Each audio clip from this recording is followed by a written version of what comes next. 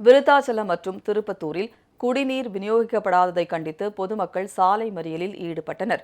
விருத்தாச்சலம் அருகே உள்ள எருமனூர் பகுதியில் 1 மாத காலமாக குடிநீர் முறையாக விநியோகிக்கப்படவில்லை என தெரிகிறது. இதுகுறித்து புகார் அளித்தும் ஊராட்சி நிர்வாகம் நடவடிக்கை எடுக்காததால் அரசு பேருந்தை சிறைப்பிடித்து பொதுமக்கள் சாலை மறியலில் ஈடுபட்டனர். காவல்துறையினரின் பேச்சுவார்த்தைக்கு பின் மறியல் போராட்டம் கைவிடப்பட்டது. இதேபோல் திருப்பத்தூர் நகராட்சிக்குட்பட்ட திருமால் நகர் பகுதியில் தண்ணீர் விநியோகிக்கப்படாததை கண்டித்து பொதுமக்கள் சாலை மறியல் போராட்டத்தில் ஈடுபட்டனர்.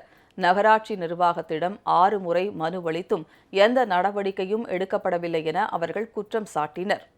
தண்ணி ஊருக்கு கரெக்டா 2 மாசத்துக்கு மேல ஆகுது. சீரான குடிநீர் வழங்கல. அதே மாதிரி 3 சின்டெக்ஸ் இருக்கு. 3 சின்டெக்ஸ்லயுமே தண்ணி வர்றதில்ல. அது 2 வருடங்களுக்கு மேலாகுது. அது ரிப்பேர் ஆகி இதுவரையிலேயே நகராட்சி நிர்வாகம் அதுக்கு எந்த ஒரு நடவடிக்கை எடுக்கல. வாழ்வாதாரமான குடிநீருக்கே இவ்வளவு தட்டுப்பாடா இருக்குது. இவ்வளவு பக்கத்துல இருக்கிற நகராட்சி நிர்வாகம் இதுக்கு எந்த ஒரு நடவடிக்கை இதுவரையும் எடுத்ததில்லை. இதனிடையே திருப்பூர் மாவட்டம் சுண்டக்காம்பாளையம் கிராம மக்கள் பாமக மேற்கு மாவட்ட செயலாளர் வெங்கடாச்சலம் மற்றும் மாவட்ட தலைவர் பழனிசாமி ஆகியோரது தலைமையில் உடுமலை துணை காவல் கண்காணிப்பாளர் அலுவலகத்தை முற்றுகையிட்டனர். கோவில் விழாவின் போது ஹரிகிருஷ்ணன் என்ற இளைஞர் மீது தாக்குதல் நடத்தியவர்களை கைது செய்ய வேண்டும் என அவர்கள் வலியுறுத்தினர். இந்த மாதிரி டிஎஸ் பேக் எந்த இதுவும் நடவடிக்கை எடுக்கவும் இல்லைங்க.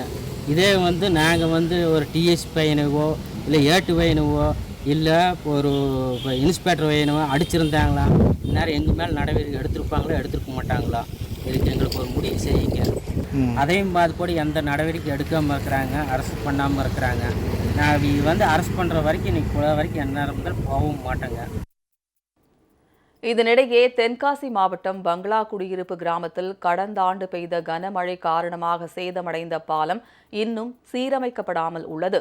இந்நிலையில் உயிரிழந்த மூதாட்டியின் உடலை உடைந்த பாலத்தின் மீது வைத்து அப்பகுதி மக்கள் போராட்டத்தில் ஈடுபட்டனர்.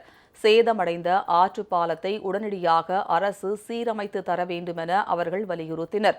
காவல்துறையினரின் பேச்சுவார்த்தைக்கு பின் மூதாட்டியின் உடலை பாலத்தில் இருந்து அடக்கம் செய்வதற்காக அவர்கள் எடுத்து சென்றனர்.